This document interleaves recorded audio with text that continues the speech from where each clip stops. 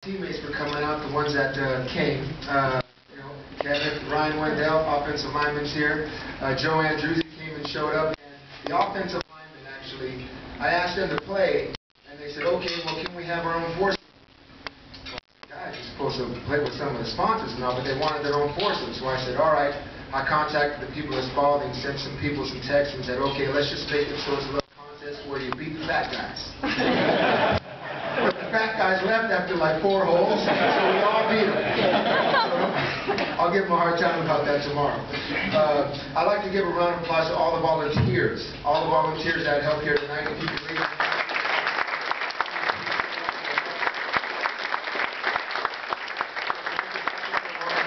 Spaulding Rehabilitation Hospital, because even before I had my stroke, I was helping them raise money for their hospital, but then I became a patient. So it sort of got personal to me, so now that I'm involved with it more and more, it really means a lot to me for all of you to come support this hospital. Like they were saying, we've raised over $1 million now, so it's something I'm very proud of, something I'm very attached to, something that's very, very passionate to myself. So let's keep this going year after year after year. I think it's a great tournament, and there's one person I want to introduce you guys to that has really a special story that I met today, and is really an example of what Spaulding does. So let's have everyone give a round of applause for a good friend of mine that I met today, Brendan Miller.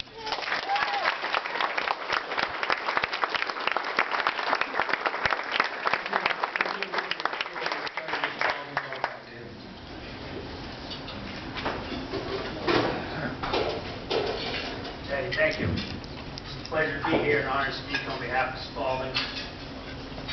So grateful to be here as well. Very lucky to be here. It's funny, 2 weeks ago I was playing in a golf tournament and the sun was out.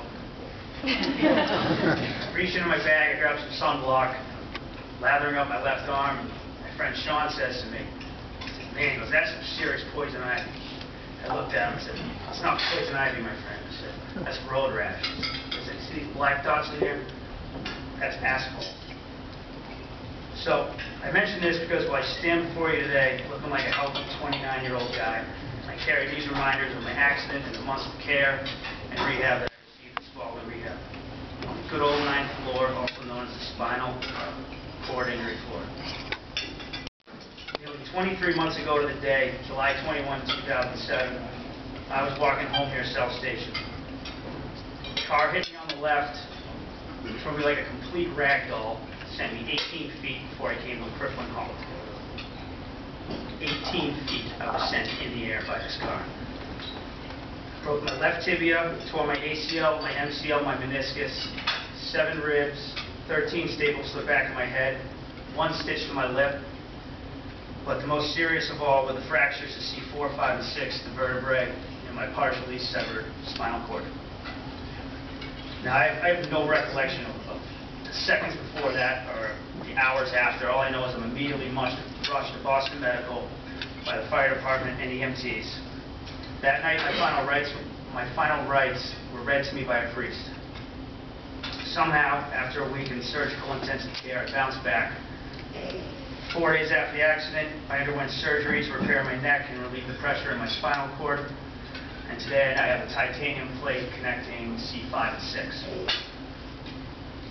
So, after a week of being totally immobile and barely awake, I was transferred to Spaulding Rehab.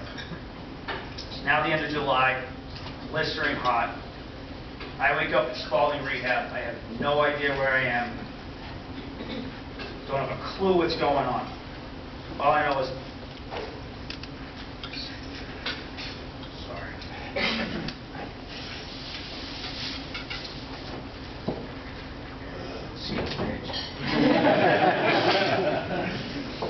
all I know is this, the end of July, it's blistering hot. I wake up in Spaulding, no idea where I am, what's going on.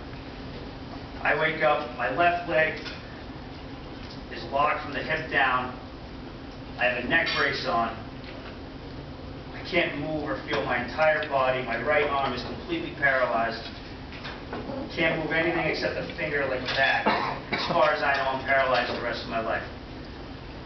So this is officially the lowest point because now I'm awake, I'm alert, I know what's going on. fully aware of the extent of my injuries. So picture this scene. It's me, my sister, her husband, my father, and my mother. We're all in the hotel room. I'm lying in bed, barely conscious, completely motionless. I mean, I have nothing. It was to the point where if I raised up my right arm, couldn't even, no nerve control. Raise my arm up, as soon as I let go of my left hand, boom, dropped. Nothing. So, in walks Dr. Kevin O'Connor. If you've not met Dr. O'Connor, you should. Aside from being a Yankees fan, this guy's the man. I don't know how he does it, but he makes miracles happen every day. So Dr. O'Connor, as calm as ever, quickly looks through my records, scans for all my x-rays, my MRIs, looks at my family and says, your son is going to be fine. So my mother, who happens to be a nurse herself, looks at him and says, what are you talking about? He just got sent 18 feet by a car, has a broken neck. Dr. O'Connor looked back and he said, I'll never forget this. He looked right at my family and he goes, your son is going to be a star. So, as much as I wanted to believe that, I was having a hard time because I lay there completely paralyzed and bedridden. The first few weeks of Spaulding were absolute torture. I've always been a very active guy. You know, it was sort of a joke in the neighborhood as a kid. My family named me Mr. Go, always on the move. Saturday morning, garage would be empty, play street hockey, play basketball, throw a little lacrosse ball, fly fish in the backyard, in front of a pond. Just always on the go. So, I bring that up because sports and being active played a huge role in my life as a kid and as an adult. So the first few weeks of Spaulding were just that much more overwhelming for me. It was both emotionally and physically draining. The smallest task, getting in and out of bed, to and from my wheelchair, could take 20 minutes. Completely wipe me out. Just be absolutely exhausted. Every day as I dragged myself from the bed to the chair to the gym, back to bed again, I saw glimpses of progress. I was able to hobble a little further down the hall, or raise my arm an inch, and then a week later, it might be 2 inches. Dr. O'Connor and the team at Spaulding had to reteach me how to do the most basic tasks. I mean, imagine, I'm partially paralyzed and moving my right arm just as much as this. Doing that, I'd be in a full sweat. The therapist thought I was a freak. So it was grueling and frustrating, but working with me and the therapist and seeing even the slightest amount of progress kept me going.